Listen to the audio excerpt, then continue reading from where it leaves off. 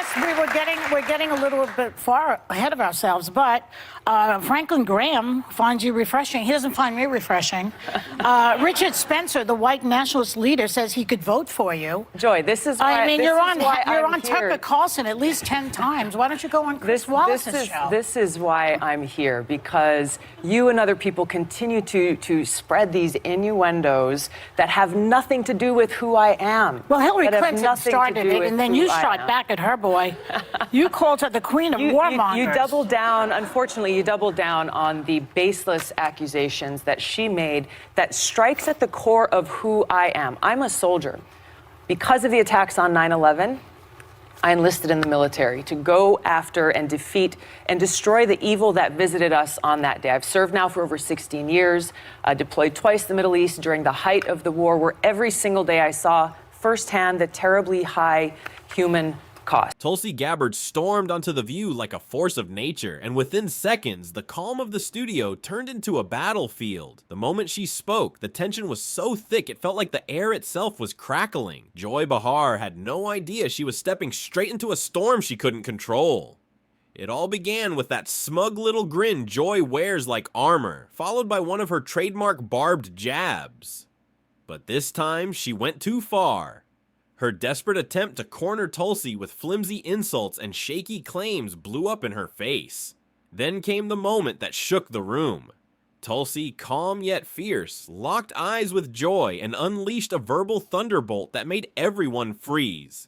She branded Joy a fool right there on live television, and the gasp that echoed across the studio said it all. Joy's face turned crimson, her confidence melting under the heat of Tulsi's words. I am a patriot.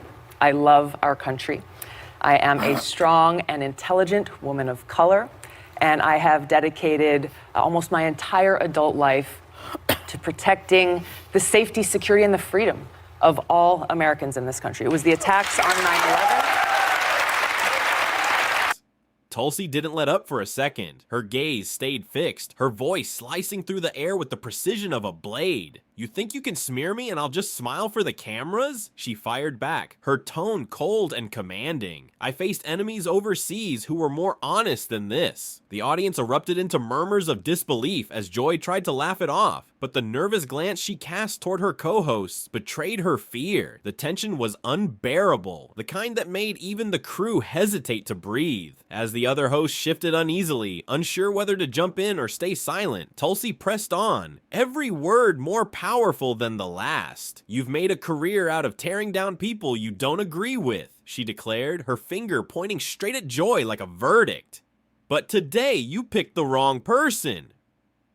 The crowd couldn't hold back. Gasps and applause rippled through the room as Joy tried to regain control, but Tulsi shut her down instantly.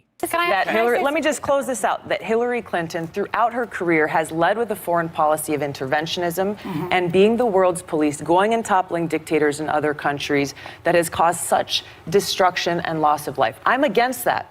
"Number, you've had your turn. Now you're going to listen." The authority in her voice struck like lightning, leaving Joy completely speechless. Her once steady composure shattered right before everyone's eyes. Tulsi's expression hardened as she delivered her next blow with icy precision. "You call yourself a truth teller, but all you've done today is spread lies and personal attacks." Each word hit with such force that the audience could feel it in their bones. The weight of her calm fury left the room in total awe. Everyone knew they were witnessing a moment destined to explode across social media. Tulsi stood unshaken, her poise radiating strength, the mark of someone who'd faced real battles before. And when Whoopi tried to twist the moment by accusing her of being defensive, it backfired instantly. The tables had turned, and the audience knew it. If you're enjoying this takedown, hit that subscribe button now, because what happened next was pure fireworks. Tulsi didn't miss a single beat. "No, I'm not defensive," she shot back fiercely. "I'm correcting you because you're wrong, and you know it." So, before I ask you the first question, what's happening with the telescope and the stuff? Oh, gosh. The challenge is ongoing. The challenge is ongoing. Okay. Yeah. All right. What is that? So, Just to explain. They decided, it was decided that they were going to go on sacred land. Oh, yeah. I remember this. And put up a telescope and do all this stuff. And the Hawaiians said, no, you're not going to do that. So it's been a fight. Tulsi's been at the forefront. And I try to bring it up, you know, I remember. when I can, because it's, I think sacred land is sacred land. You can't, you know, you can't Anyway. mess with it. So I have to ask you this instead. So we were just talking about EU Ambassador Sondland changing his testimony yesterday, that he had to be refreshed about quid pro quo, and you've been skeptical more than a lot of the Democrats about the impeachment inquiry. Were you surprised by what he did yesterday? Well, look, the facts are important, and we'll get to that. I want to start with something that I think is also important about facts. The words sliced through the studio like lightning. The crowd burst into scattered applause, some even jumping to their feet in support. Joy's cheeks flamed red, but she tried to hide behind that forced, trembling smile, pretending nothing was happening. The other hosts shifted uncomfortably in their seats, their eyes darting toward the cameras with visible panic, yet no one dared to break the silence. Tulsi leaned back, cool and unshaken, but her voice stayed razor sharp. You invited me here to talk, yet all you've done is insult me. Is that what you call journalism? She asked, her sarcasm dripping like acid, and laughter rippled through the audience. Joy scrambled, her confidence crumbling with every passing second. She fumbled through her notes as if the right words could save her, but Tulsi wasn't letting go. This isn't about me disagreeing with you, Tulsi continued firmly. It's about you spreading misinformation to millions of viewers intentionally. The accusation hit like a hammer. The studio fell silent, the kind of silence that feels like thunder waiting to break. Joy's voice quivered as she mumbled, "Well, that's just my opinion." But Tulsi cut her off instantly. "No, Joy, that's not opinion. That's a lie, and there's a difference," she declared, her tone cold and absolute. Gasps filled the air before the crowd erupted into wild applause. It's offensive to me as a soldier, as an American, as a member of Congress, as a veteran, and frankly, as a woman, to be so demeaned in But you such called a way. her the personification of rock. So demeaned She's a woman in such too. a way. Well, I'm pointing to the fact that she has continued this legacy of being the world's police around the world, that has waged wars costing the lives of thousands of my brothers and sisters in uniform. For the first time, Joy looked truly trapped, her signature confidence dissolving into visible unease. Tulsi had seized full control, dismantling Joy's defenses in front of millions right before their eyes. Joy's grip on her cue cards tightened so hard they almost bent. She tried to collect herself with a quick glance at the camera, but Tulsi's stare never wavered. Her eyes burned with focus, her posture steady and commanding. "You've built your platform on attacking people like me," Tulsi said calmly, yet every word carried undeniable force. "But here's the truth, Joy. You can't bully someone who's fought on real battlefields." The crowd roared in approval, the energy in the room flipping completely in Tulsi's favor. That's why I ran for Congress. We actually have the clip of Hillary Clinton, just to put this in Just context put it of in what we're context. talking about. Let's take a look at that. I'm not making any predictions, but I think they've got their eye on somebody who's currently in the Democratic primary and are grooming her to be the third-party candidate. She's the favorite of the Russians. They have a bunch of, sites and bots and other ways of supporting her so far. And that's assuming Jill Stein will give it up, which she might not, because she's also a Russian asset. So Really? I mean, this is outrageous. This is outrageous and offensive on so many levels. I've served as a member of Congress now for almost 7 years, receiving high-level national security and intelligence briefings, serving on the Foreign Affairs Committee, the Armed Services Committee, the Homeland Security Committee, working to ensure the safety and security of the people of this country. This is why I'm running for president, to continue that commitment of service. So are you surprised, though, that when people see bots and things and all the things that we've sort of been seeing heading your way, that people have these questions? Because she's not the only one. Hillary, I don't think, is the only one. So what she's saying is she feels they are grooming you. You're saying nobody's grooming me. I'm doing what I'm doing because I'm a soldier and a patriot. It's offensive to me as a soldier, as an American, as a member of Congress, as a veteran, and frankly, as a woman, to be so demeaned in But you such called a way. her the personification of rock. So demeaned She's a woman in such too. a way. Well, I'm pointing to the fact that she has continued this legacy of being the world's police around the world, that has waged wars costing the lives of thousands of my brothers and sisters in uniform. I'm speaking out against that and What's to your change evidence to that? to change. Well, can I? Are you serious? Let's hear it. Are you serious? Let's hear it. I served in the war Not in you, Iraq. her. You're saying that she's- exactly. she's a I warmonger. served How do in you the come war up with in that? Iraq Yeah. that she championed. She championed a regime change war Did you not in believe Libya. in that war? I believe the lies that were told to us. Well, so did she. Look, it is indisputable. It is indisputable. Joy tried to smirk, but it faltered instantly under Tulsi's piercing gaze. I'm just asking questions, Joy muttered weakly, but Tulsi didn't hesitate for a second. No, you're making accusations, she shot back sharply, and you're doing it to attack my character because you can't win with facts. The studio buzzed with electricity as every word from Tulsi hit like a direct strike. You called me an idiot, she continued, leaning in just enough to make Joy flinch. And yet, here you sit, ignoring my record, my service, my experience, because it doesn't fit your narrative. Joy forced out a shaky laugh, throwing desperate looks toward her co-hosts, but not a single one stepped in. No, one dared, and no one wanted to be next in Tulsi's line of fire. I've served my country for years, Tulsi pressed on, her voice unwavering. I've been in war zones, I've seen lives torn apart, and I will not sit here and be belittled by someone who has never walked a single day in my shoes. The crowd exploded in cheers, many rising to their feet in a thunderous ovation. Joy's expression crumbled into a mix of shock and frustration. She was cornered, trapped in a battle she couldn't win. One co-host made a desperate attempt to steer the conversation back to safety, but Tulsi wasn't about to let her victory slip away. To say anything other than the fact that Hillary, let me just close this out, that Hillary Clinton throughout her career has led with a foreign policy of interventionism and being the world's police, going and toppling dictators in other countries that has caused such destruction and loss of life. I'm against that. I'm running for president to change that. Rather than actually debate me on the issues, she and others are resorting to these smear tactic campaigns, seeking to undermine me, smear my character, and sending a message to anyone who dissents, toe the line, or you too will be smeared.